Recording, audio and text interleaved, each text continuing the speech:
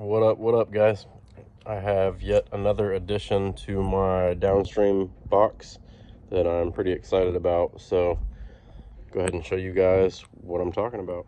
I have added USB charging ports to the box. As you can see, it's flushed into the box. 2 ports, both 2.4 amps a piece. Power button.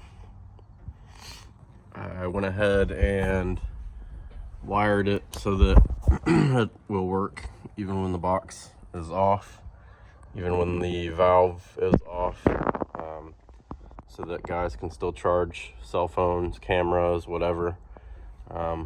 Again, power button, turn it on, turn it off. Has the little cover on there so you can cover up the ports. Ignore the zip ties. This is just temporary while I haven't gotten done with my rig yet, but got your power button, your momentary switch so that you can change the pattern of your strobe.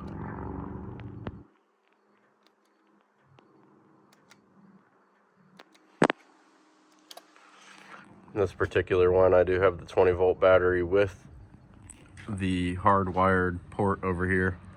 So that port right there, you just plug in your leads going to your battery.